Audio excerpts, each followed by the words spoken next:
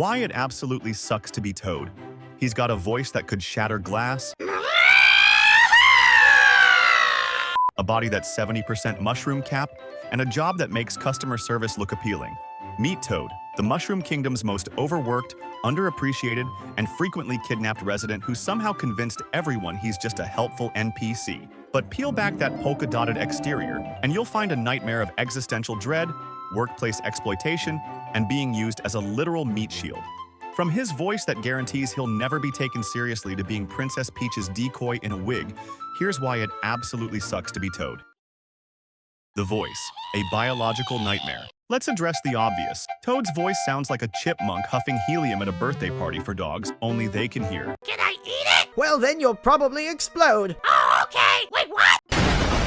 This isn't a cute quirk.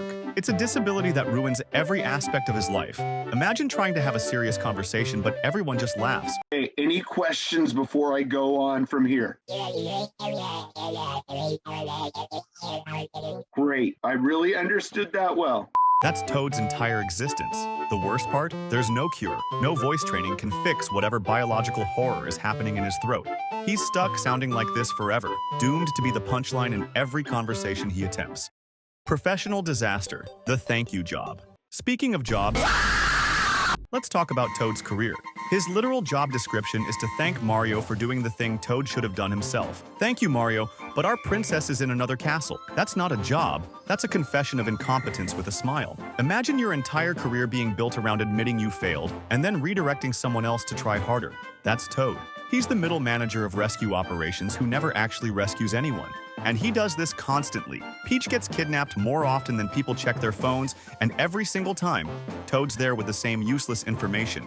The mushroom retainers, yeah, there's multiple Toads, which somehow makes it worse, have collectively normalized being useless. They've built an entire society around saying, thanks for doing our job, and somehow get to keep their positions. The shield situation. Literal meat shield. In Super Smash Bros., Princess Peach uses Toad as a human shield. Not metaphorically, literally. She pulls him out of nowhere and uses his body to block attacks. Let that sink in. The princess he serves, protects, and gets kidnapped for, uses him as disposable armor. When someone throws a punch, Peach doesn't dodge. She sacrifices Toad, and Toad just accepts this. He counterattacks with spores, sure, but he's still being used as a meat shield by his boss. Imagine your manager grabbing you and using you to block staplers during a heated board meeting. That's Toad's life. The power dynamic is horrifying. Peach has normalized this so much that Toad doesn't even question it anymore. He's been gaslit into thinking being a living shield is part of his job description. Protect the princess didn't mean with your life as a soldier. It meant with your actual flesh as her personal airbag.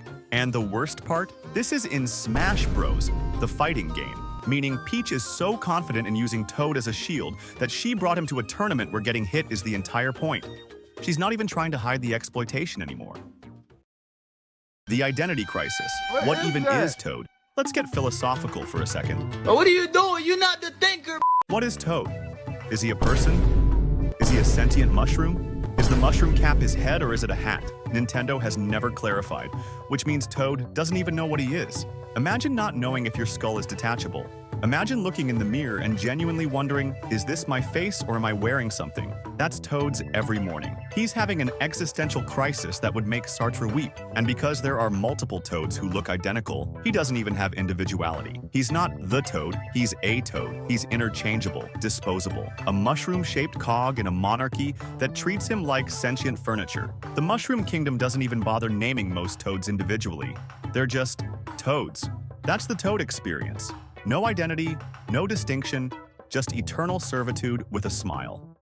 The verdict: forever the sidekick. So what have we learned? Toad is trapped in a nightmare of biological disadvantages, professional humiliation, and literal physical exploitation. He's got a voice that ruins his credibility. Can I eat it? A job that celebrates his incompetence, and a boss who uses him as armor. He's not a hero. He's not even a proper sidekick. He's a living apology with a mushroom cap, doomed to thank people for doing the job he couldn't do, while being physically thrown at danger by the person he serves. Being Toad doesn't just suck. It's an existential horror story disguised as a children's game character. And the worst part? He'll keep smiling, keep thanking Mario, and keep getting used as a shield, because that's all he's ever known. Poor Toad. Subscribe for more deep dives into our favorite characters.